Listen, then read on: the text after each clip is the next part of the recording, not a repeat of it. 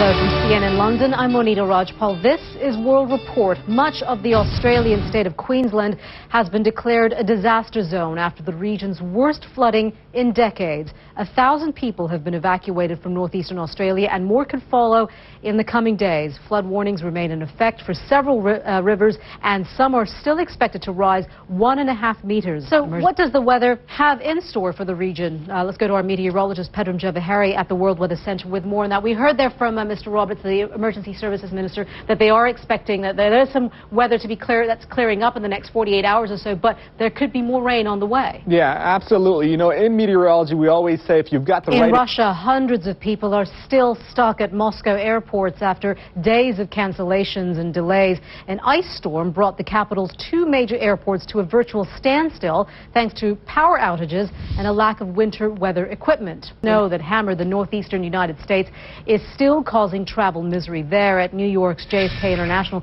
Passengers on international flights are waiting up to 11 hours on the tarmac before being allowed to deplane.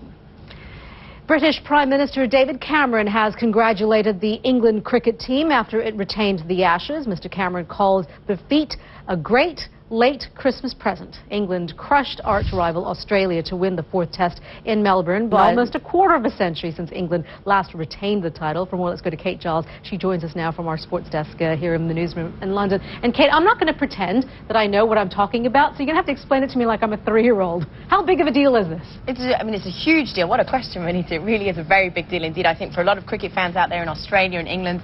Very much for that. Well, do check out all the highlights of the Ashes on our website at CNN. 3 West African leaders have ended a visit to Ivory Coast having failed to persuade a defiant President Laurent Gbagbo to cede power. They met with Mr. Gbagbo face-to-face on Tuesday and delivered the following ultimatum: stand down or face military action. Well, concern about the safety of foreign nationals living in Ivory Coast is growing. The Pentagon has sent a team to evaluate security for U.S. expats. Journalist Eric Anyera joins us now from the main city of Abidjan. And Eric, these leaders, they came, they spoke to Mr. Gbagbo, they left. What happened in this situation? At this point, ECOWAS has tried and failed. The other members have tried and failed, have come in. Even Thabo Mbeki has tried to talk to Mr. Gbagbo, tried to some sort of intervention within Ivory Coast, but no one seems to be getting through. The reality is Mr. Gbagbo is staying, he's digging his heels in, and he's saying that he is retaining his position as president of the country. What happens now? It looks like we're going toward more negotiation. Evo Morales is due to address the Bolivian nation later today. He'll talk about the biggest increase in gas prices for 30 years.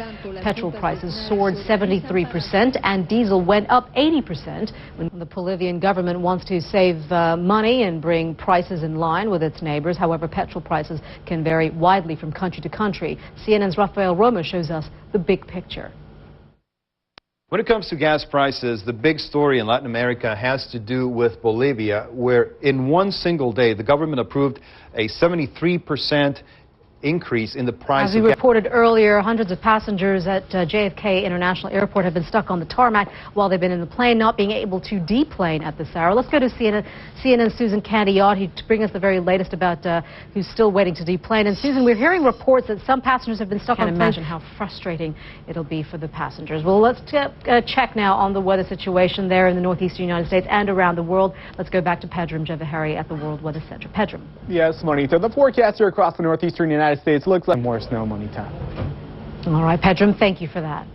Now, as we come towards the end of 2010, we look back at the year in news. One of the biggest stories was that of the trapped Chilean miners. Remember them? Well, those 33 miners are also looking back on a year of near disaster and triumph against the odds. When the men went down the mine on August 5th, it was just another day at work. When they emerged after more than 2 months trapped underground, the world was watching. Here's a look back at how the rescue unfolded.